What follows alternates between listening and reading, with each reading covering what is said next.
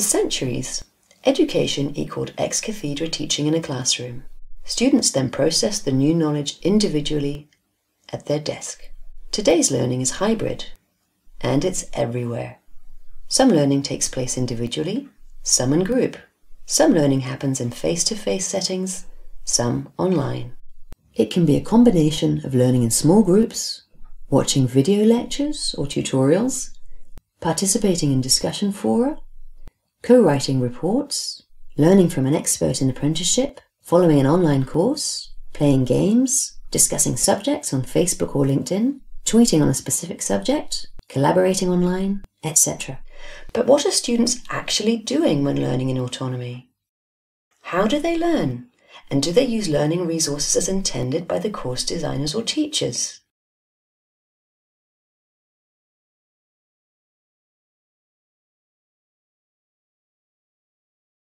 So what if teachers could look over their shoulders and get an overview of their learning progress and performance and give students feedback on how they're doing? What if learners could see a report of their own learning actions and have those validated? What if they could see other students' progress and learning strategies and learn from each other?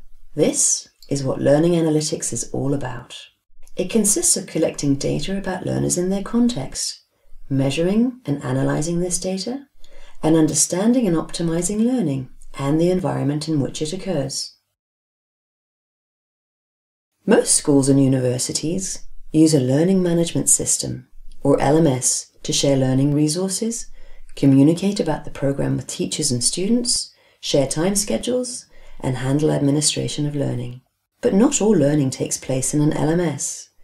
We use a large diversity of tools and learning environments. When we use the internet, we leave traces by allowing cookies or by giving systems access to our user data, such as time and location. The same goes for online learning. We leave a trail of learning activities and results of learning. These learning logs are saved to a server. The data can then be analyzed with statistical and data mining techniques, and the results can be fed back to educational institutions, instructors, and learners in the form of graphs and learning dashboards. The European VITAL project collects and analyzes data from different language and maths courses in 3 European countries. To compare the learning data from different learning contexts, the project builds on the Experience API specification. The XAPI learning technology specification accounts for all kinds of learning. Very diverse learning activities in many different applications can be described, recorded, exchanged, and accessed. And any learning event which happened anywhere and any time can be registered.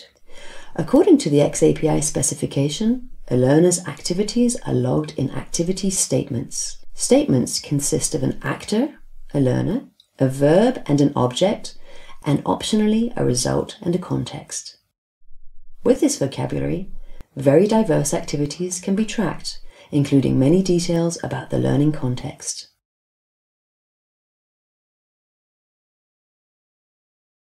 Statements are sent to a common learning record store, in this case the open source learning locker.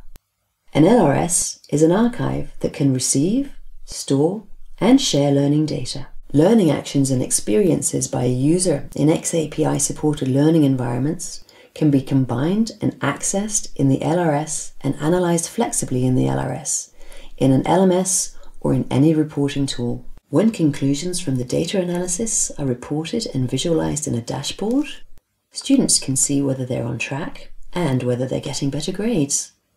They can also compare their results with their peers and check if they're missing anything. They become more aware of their learning process and learn to better plan their learning. Teachers can follow up how their students are progressing, which parts of the course they experienced as difficult, where more feedback is needed, which students are at risk, which interventions are needed, where the course needs to be improved, etc.